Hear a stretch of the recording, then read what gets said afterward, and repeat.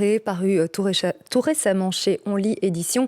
Théo Malgré, on a envie de mettre un petit mot derrière, malgré lui, malgré quoi? Vous nous le dites tout de suite.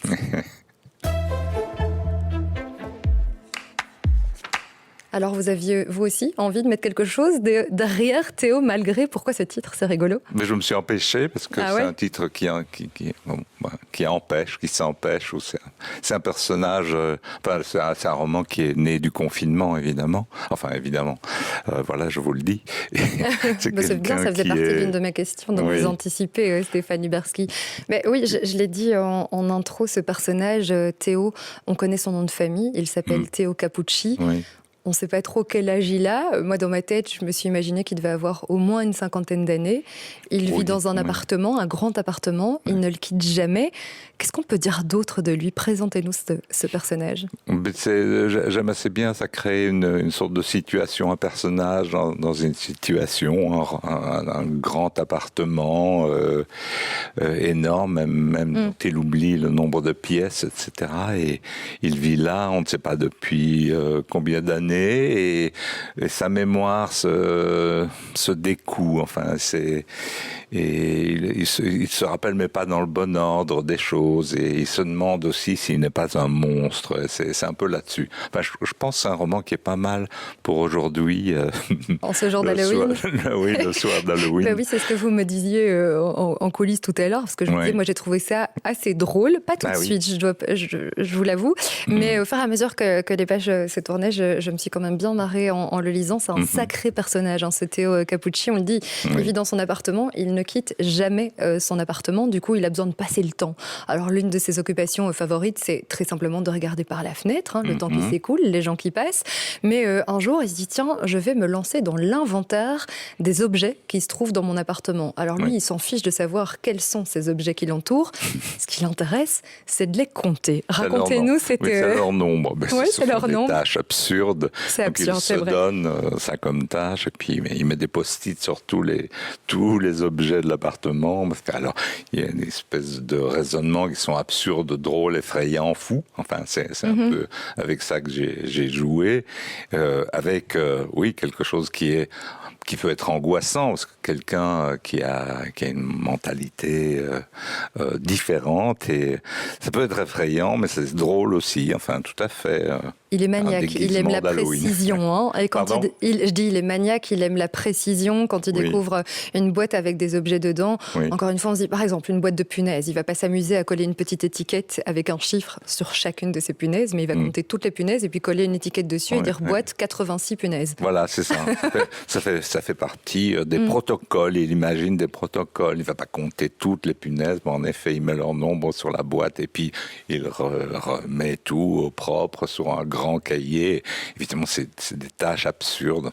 Enfin, il y a de l'absurde là-dedans, il y a de la drôlerie et encore une fois, il y a quelque chose qui peut être saisissant parce que c'est une pensée à côté. Oui, totalement en marge, c'est vrai, on peut le dire.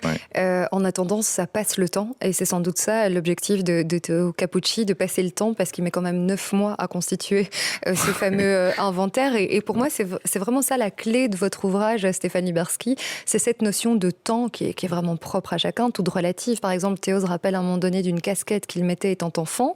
Il ne sait pas exactement où il est. Il se dit, tiens, je demanderai à ma sœur Lucia, la prochaine fois qu'elle viendra, c'est-à-dire une fois par an, et pour faire la vaisselle. Là encore, on est face à un personnage secondaire, Lucia, très particulier. Oui, tout à fait. Mais par exemple, de raconter ça, elle vient une fois par an pour faire la vaisselle.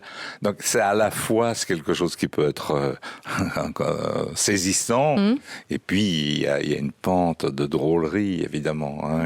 C'est ce mélange-là que j'ai voulu transmettre dans ce qui est finalement un monologue. Et que c'est vrai, oui, il parle tout seul et donc à la première personne, on le disait en introduction. Où est-ce que vous avez été chercher cette inspiration, Stéphanie Berski? Il y a un autre truc, moi, qui me fait rire, c'est que Théo est frappé d'alopécie quand il est jeune, donc ce phénomène où on perd ses cheveux. Et depuis, parce que ses cheveux repoussent de façon un petit peu étrange, il se balade avec un bonnet de douche, parce que finalement, il trouve quoi? Que c'est plus esthétique? Vous avez trouvé cette idée où? Alors là où on trouve les idées, c'est très compliqué. Hein. Je ne sais pas, c'est ce qui fait... je ne sais pas, ça, c'est à quoi répondre. Parce que c'est une fiction, c'est pas, ça fait... c'est une grande question. S'il y a quelque chose de la psychologie, sans doute, ou enfin des choses qui font rire. Oui, il se coiffe d'un bonnet de douche. Il a une sorte de, tout de même, de, et alors, de coquetterie, on va dire. Il n'a jamais la curiosité d'aller dehors. Ça, c'était une volonté de maintenir ce personnage à l'intérieur. C'était un défi, sans doute aussi, pour l'écrivain que vous êtes. C'est pas simple de maintenir une unité de lieu dans un bouquin. Oui, c'est ça. Encore une fois, c'est dans le confinement. Donc, il me semblait que c'était...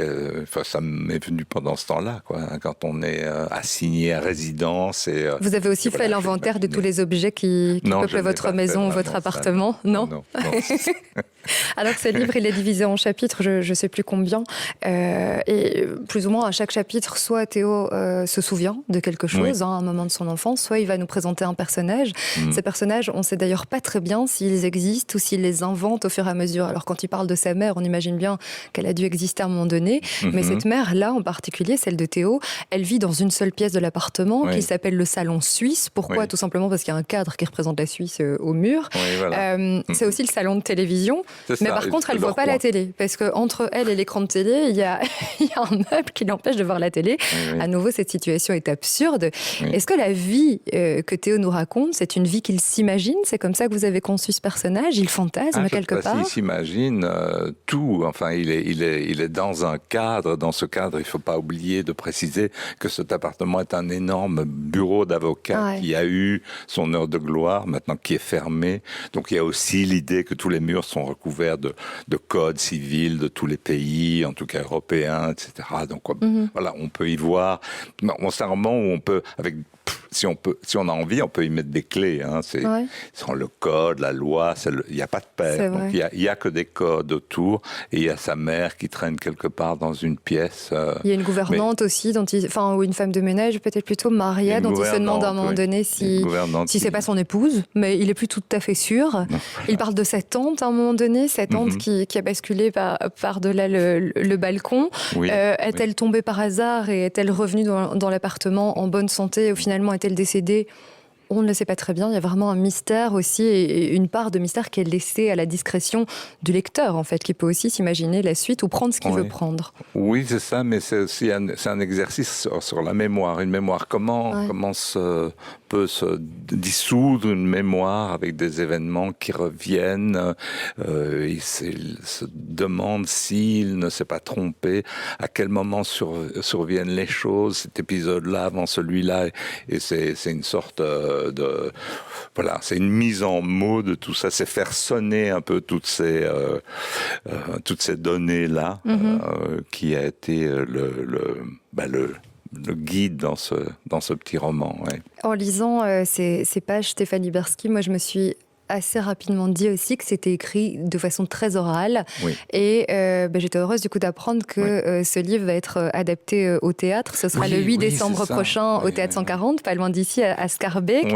C'est le comédien Achille Ridolfi qui va incarner Théo Cappucci. Qu'est-ce que vous pouvez nous dire de cette mise en scène à venir et à découvrir bientôt? D'abord, je suis très excité par cette idée. Ça m'amuse beaucoup. Je vais un peu mettre en scène. C'est une lecture mise en scène. Donc c'est au 140 en effet. Ce sera le 8 décembre. Et Achille Ridolfi a lu le texte et il est très enthousiasmé à l'idée d'en faire comme un seul en scène. Et ça s'y prête bien. Très bien. Oui, c'est clair. Et le texte est très drôle, donc j'imagine qu'on va bien s'amuser. J'ai lu, j'ai ouï dire qu'il y aura un musicien sur scène. Il y aura des nappes sonores, de la musique.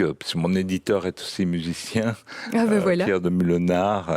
Il fait de la musique électronique. Donc, ce ne sera pas musicalisé, ce ne sera pas musiqué, mais disons qu'il y aura des nappes à un moment, des choses qui accompagneront, quand on veut, pour sentir certaines émotions. Pas trop, parce que j'aime bien que tout soit à la lecture et au sens, puisque c'est une lecture, avec des moments mis en scène un petit peu. Enfin bon, voilà. On va découvrir ça avec impatience, en tout cas. Bien pour ce ça tombe pas mal du tout. Dernière petite question, on se demandait en équipe, la couverture, comment vous nous l'expliquez? Ah ben il y a un moment, il y a cette petite voiture. C'est vrai, ça y est, maintenant ça me revient à l'esprit. Vous allez croire que j'ai pas tout lu, alors que c'est pas vrai. J'étais toute contente de vous dire que j'avais bien lu votre livre. Oui. Ok. Il est vrai qu'elle vient à la fin. Oui, ça vient à la fin, exactement, quand il redécouvre des petites voitures d'enfance. On n'en dira pas plus et on laissera sans doute. Mais la couverture, c'est donc mon éditeur Pierre de Mulanard, il fait toujours des super couvertures. Belle, hein. Je n'y suis pour rien, donc. Écoutez, vous lui transmettrez nos félicitations. Merci beaucoup Stéphane Liberski d'être venu nous voir dans Déclic. Donc votre livre Théo Malgré est paru chez On Lit Édition en ce début d'automne, une maison d'édition belge, et on est assez heureux de le souligner parce que demain commence la campagne Lisez-vous le belge, et vous verrez qu'on aura l'occasion d'en reparler dans Déclic cette semaine, et on rappelle également la date du 8 décembre si vous voulez découvrir ce texte, non pas en livre mais sur scène avec un super comédien.